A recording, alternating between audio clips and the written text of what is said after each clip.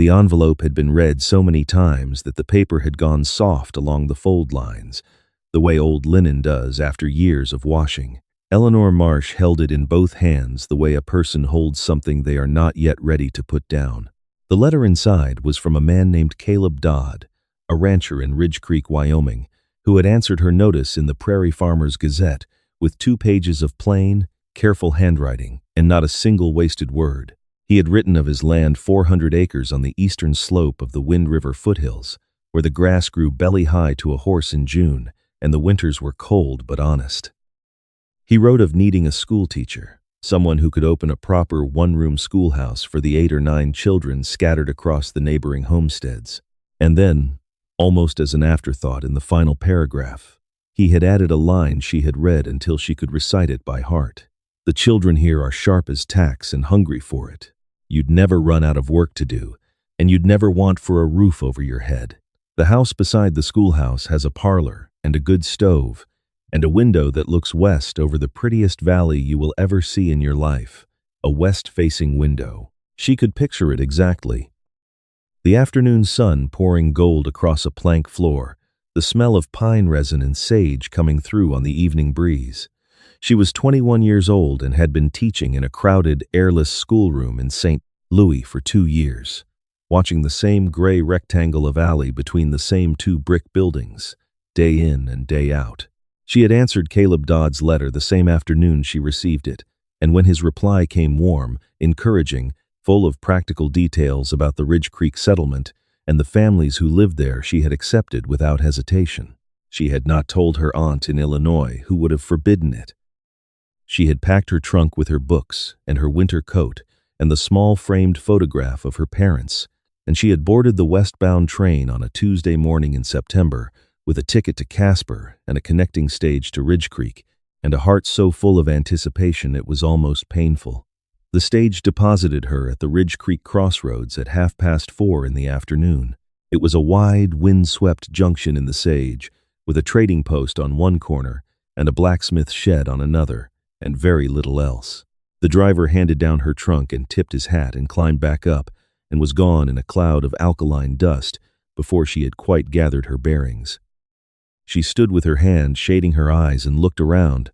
A man was supposed to meet her here. Caleb Dodd had written it specifically. "I will have someone at the crossroads to bring you and your things up to the settlement. You won't have to walk a step." There was no one. A dog lay sleeping in the shadow of the trading post. A crow sat on the fence post and watched her with one bright, indifferent eye. The wind moved through the sage in long, dry whispers. She waited. She was patient by nature and by profession. 8-year-olds who could not yet read had a way of teaching a person patience whether they wanted to learn it or not. But the sun moved steadily toward the jagged line of the foothills, and the shadows stretched long across the ground, and still no one came. After an hour, a wagon rolled in from the north. It was pulling a load of fence posts and driven by a young boy of about 15 who barely glanced at her. She asked him if he knew a man named Caleb Dodd. The boy squinted. "Dodd?" he said. "Sure. Him and his wife just left for Cheyenne last week. Said they weren't coming back." The words took a moment to arrive in their full weight. Him and his wife. She turned away from the boy so he would not see her face. The post rider came through at dusk, and she asked him the same question and received essentially the same answer, with one additional detail that landed like a stone dropped into still water. Caleb Dodd had sold his land claim to a man named Harlan Briggs 3 months ago and moved his family to Cheyenne for his wife's health. He had been in Cheyenne, in fact, for the entirety of the time he had been writing to Eleanor Marsh about a schoolteacher position and a west-facing window and a valley she would never want to leave. The trading post was locked.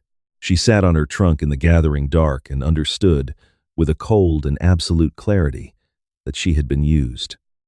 For what purpose, she could not entirely fathom. Perhaps he had simply wanted the entertainment of a pen pal, a correspondence with a young woman in a city who asked him polite questions about Wyoming. Perhaps he had intended it to go differently and lost his nerve.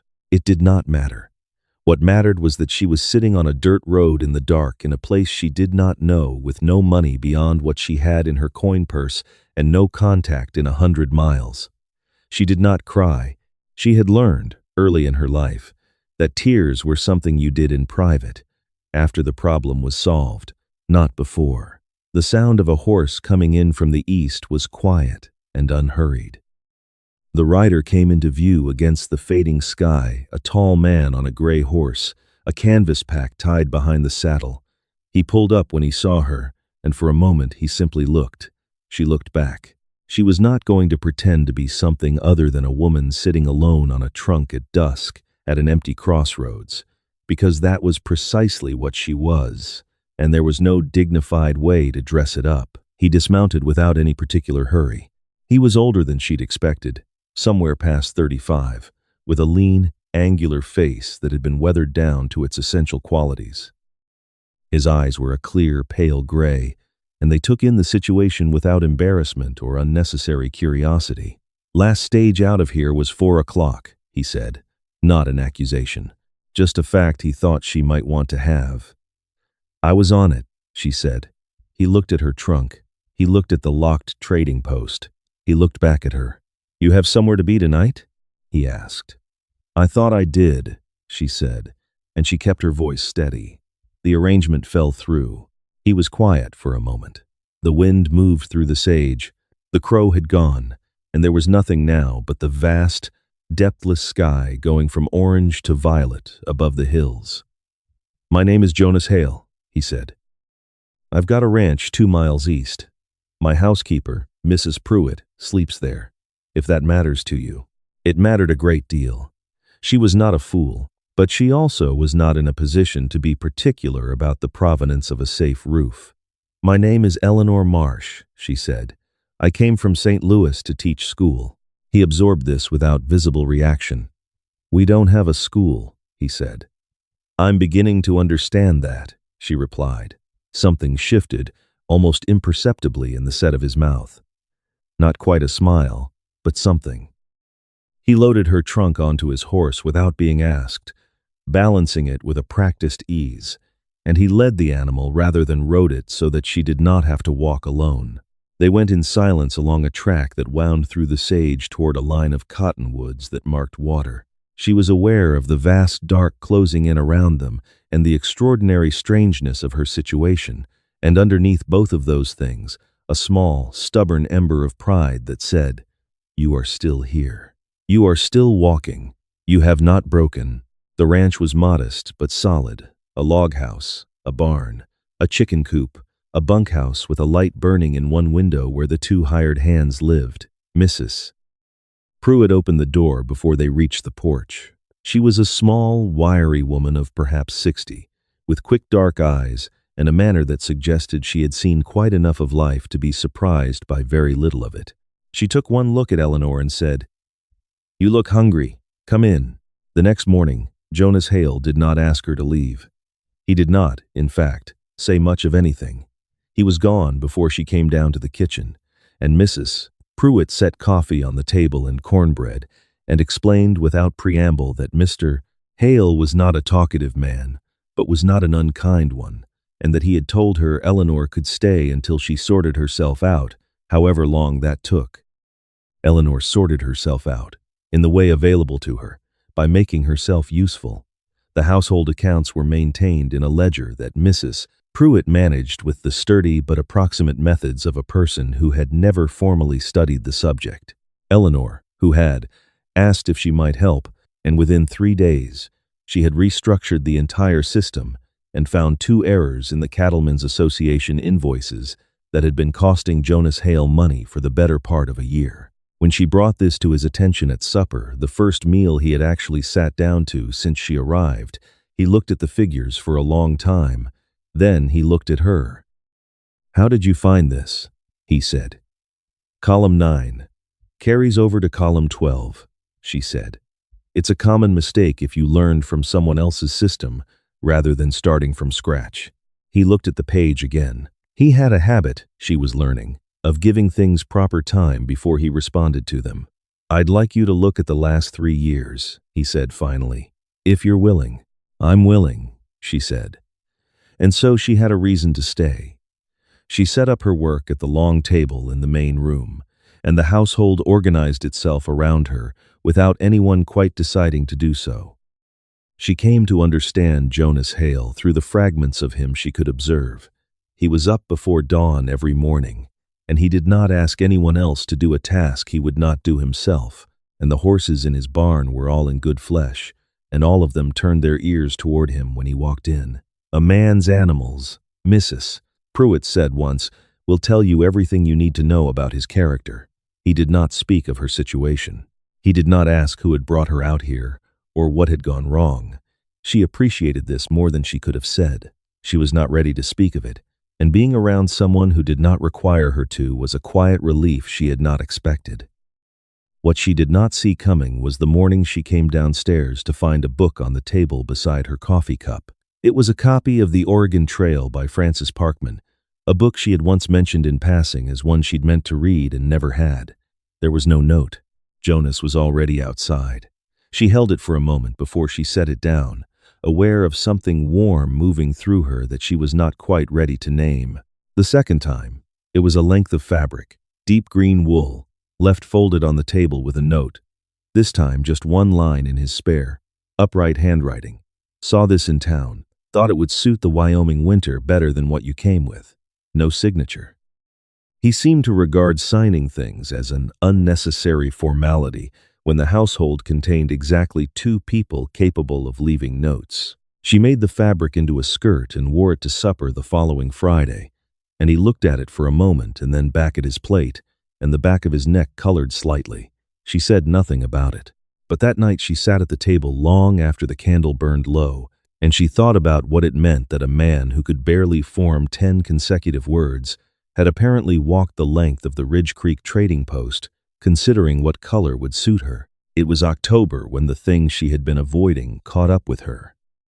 She was in town with Mrs. Pruitt to collect the weekly supplies, and they stopped at the post office, which doubled as the telegraph office, which was operated by a Mrs.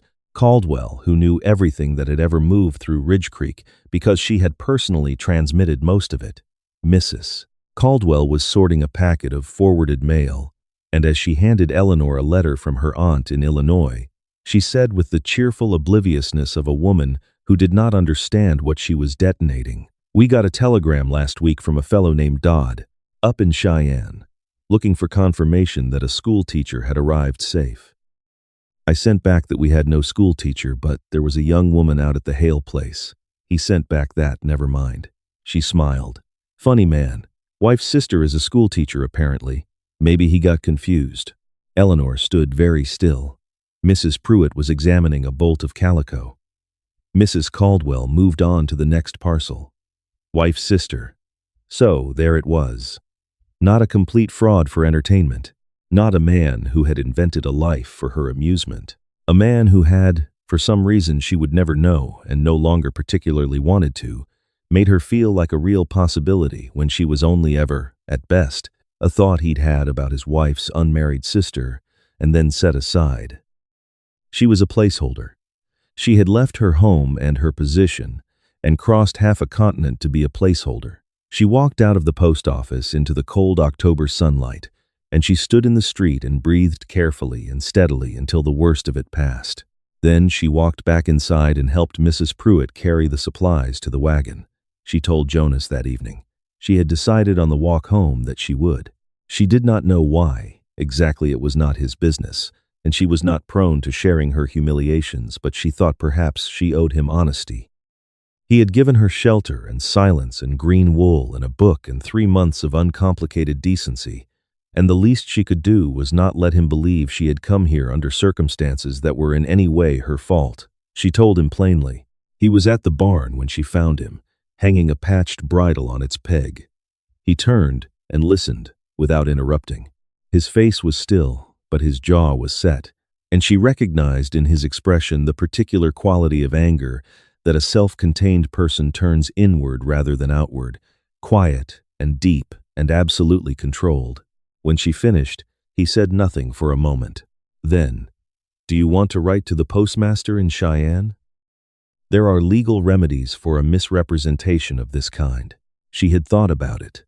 She had thought about writing, about what she would say, about his wife reading whatever he received in return, about her own name and her own story becoming something people passed around with their coffee in Ridge Creek parlors. "And what does that give me back?" she said, not bitterly, but with a genuine curiosity. "My position in St. Louis is already filled. I can't unfool myself. The man knew nothing real about me. The only thing he gave me that was true." She stopped. She looked out past the barn at the last edge of gold along the hilltops. Was the description of the country. That part was accurate. Jonas followed her gaze to the hills. They stood in silence for a moment that was not uncomfortable. "I should have moved on weeks ago," she said. "Yes," he said, and then, before she could determine whether that stung or not, "But I'm glad you didn't." She looked at him. He was looking at the hills. "Mrs. Pruitt has been after me for 2 years to hire a proper hand for the accounts," he said. "The books are in better order than they've been since my mother kept them." He paused. "And the children in this valley do need teaching. There are 9 of them. I know their parents. I could speak to them." She was quiet. Something in the way he was not looking at her told her he was working up to a larger thing by way of the smaller one. "I looked into it," he said, with the studied casualness of a man who was not remotely casual about the subject. "The schoolhouse in the Sorensen settlement is empty. It hasn't been used since their teacher went back east in the spring. The building is sound." He turned to her then. "You came out here to teach. That's still a thing that wants doing." She held very still. "The position would be real," he said. "The school is real. The children are real." He picked up the bridle and hung it more precisely on its peg. Something to do with his hands. "And there's a cottage on the property. Does the cottage have a west-facing window?" she asked, before she could stop herself. He blinked. And then, slowly, the corner of his mouth moved upward in the manner of a man who was not accustomed to being surprised, but was not entirely displeased to find himself so. "I believe it does," he said. She taught her first class on a Monday in November. 9 children ranging in age from 5 to 13, packed into the old Sorensen schoolhouse with their slates and their scarves and their relentless, cheerful opinions about everything. She had been afraid she might have lost something during the months of upheaval, some essential confidence in herself as a teacher. She had not. The moment she stood before them and they looked up at her with the open, demanding attention of children who genuinely wanted to learn something, she felt the clearest she had felt since St. Louis. Jonas rode past on his way to the East Range that first morning and slowed his horse, briefly, to look through the schoolhouse window. She was at the board. She did not see him. He sat there for a moment, watching the way she held the chalk and the way the children leaned forward in their seats, and then he rode on. Mrs. Pruitt saw him do it. She said nothing, but she allowed herself a small, private satisfaction that she communicated to no one. The cottage did have a west-facing window.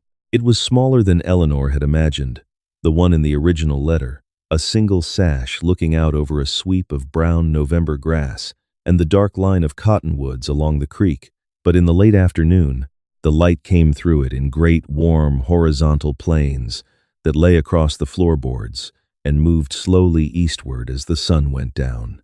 She would stop whatever she was doing to watch it. It cost her nothing. It gave her everything.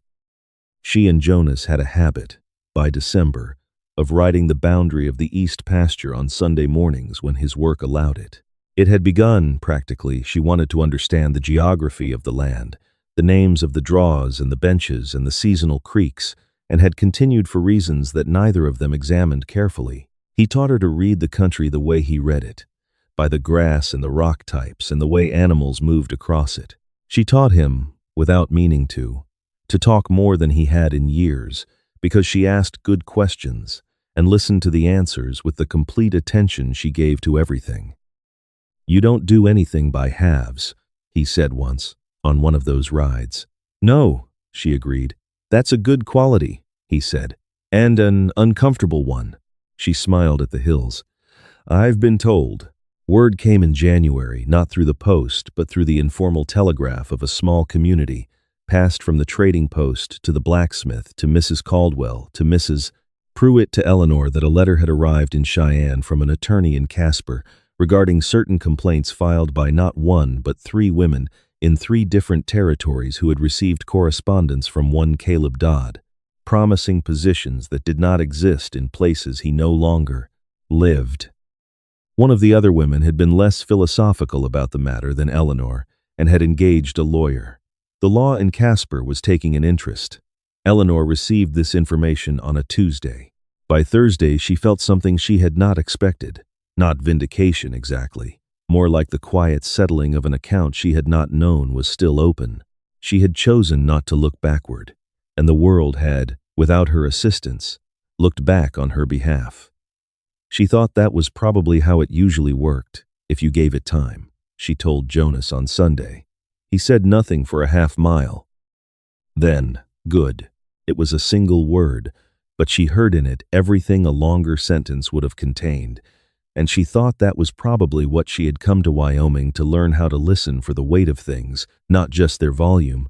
Spring broke early and wet that year, the creeks running high and the mud pulling at the wagon wheels, and the horses' hooves with a democratic determination. The schoolhouse roof developed a leak above the 3rd row of desks, and Jonas came one Saturday with tools and shingles and his 2 hired hands and fixed it, while Eleanor organized the morning's lessons around the inconvenience.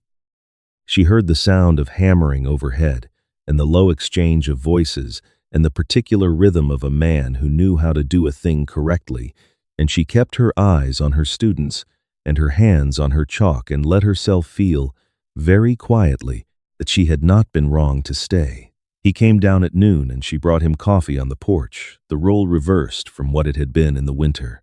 And they both noticed, and they stood in the mild, wet air and drank it without much conversation. The children were inside eating their lunches. A meadowlark sang from somewhere in the wet grass. "Eleanor," he said. She looked at him. He held his coffee cup and looked at it rather than her, in the manner of a man organizing his thoughts into the plainest possible language, because he understood that was the only kind he was reliably good at. "This valley is mine," he said. "The land and the work and the quiet of it. That's been enough for a long time." He looked up. "It stopped being enough sometime in the fall. I didn't notice it happening. I notice it now." She waited. The meadowlark called again. "I am not going to write you any letters," he said. And there was something in the way he said it that made it perfectly clear he knew about the letters and what they had cost her, and that this was not an accident. "I am not going to make you promises about windows or land or sunlight. You've seen the land. You've seen the window. You can decide what they're worth." He set down his cup on the porch rail. "What I am going to ask you," he said, "is whether you'd consider making this arrangement permanent. Not the school, not the books, the whole of it." He met her eyes steadily. "I would be a better man for it. I believe I already am." The wet spring smell of the grass rose around them. Inside the schoolhouse, she could hear her students laughing at something, the bright, unself-conscious sound of children who had no idea they were a part of a story that was working itself out on the porch above their heads. She looked at Jonas Hale, at the lines around his eyes, at his careful, work-roughened hands, at the way he stood with the particular stillness of a man who has said the thing he meant to say and is now prepared to accept whatever comes from it without complaint. She thought of the letter she had carried from St. Louis. She thought of the promise it had made and the price it had cost her. She thought of the morning she had sat on a trunk in the dark at a crossroads and decided she was not going to break. "I came west for a school and a window," she said. "I know," he said. "I found them," she said. He was quiet, waiting. "I found more than I came for," she said. "I'd be a fool not to keep it." The smile that crossed his face was the kind that did not happen often and meant more for it. He picked up her hand from the porch rail, not dramatically, not with ceremony, just with the calm certainty of a man picking up something he intended to hold on to, and he held it, and they stood like that in the mild spring air, while the meadowlark sang and the creek ran high, and the children finished their lunches inside. They were married in June, in the meadow beside the schoolhouse because the church was being re-roofed, and no one thought that was a reason to wait. The minister came from Ridge Creek. The 9 students came with their parents, who turned out in considerable numbers, more than anyone had expected, because the valley had been watching this particular story take shape all winter, with an interest they were too polite to acknowledge until the ending gave them an occasion for it. "Mrs. Caldwell cried, which surprised everyone, including Mrs. Caldwell. Mrs. Pruitt did not cry, but she brought a layer cake of a complexity that communicated everything tears might have. Eleanor wore a dress of the green wool he had given her, taken apart and remade into something finer, because it seemed right to wear on this day the thing he had first given her, reshaped into what it was always going to become. 4 years later, on a Tuesday afternoon in October, she was at the schoolhouse when the afternoon sun came through the west window at the low autumn angle and lay across the desks in long golden bars. Her students were bent over their arithmetic. A small girl in the front row, 6 years old, with her father's gray eyes and her mother's stubborn focus, was counting something out on her fingers, her lips moving silently. Her name was Ruth. She had been born in this valley and would likely grow up in it. She did not yet know that she was the daughter of a woman who had once sat on a trunk in the dark at an empty crossroads and decided that the only direction worth traveling was forward. Eleanor did not teach her that directly, but she taught her the arithmetic and the spelling and the habit of looking out of a west-facing window and seeing in the light whatever the light was generous enough to show. That, she thought, was enough. That was, in fact, everything. Sometimes the path that breaks our heart is the very one that leads us somewhere truer. Eleanor didn't find what she came for. She found something better, because she kept moving when she could have collapsed. When life hands you an empty crossroads, the kindest thing you can do for yourself is stay on your feet, look up, and trust that the next stranger coming down the road might just be the one worth knowing. A small note for you. This story was created and fictionalized by AI, crafted with care to bring you a moment of warmth and entertainment, and to leave behind one small, hopeful idea worth carrying into your day.